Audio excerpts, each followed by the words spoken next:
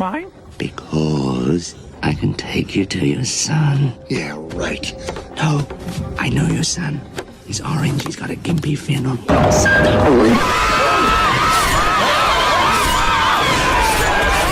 Fasten your seatbelts!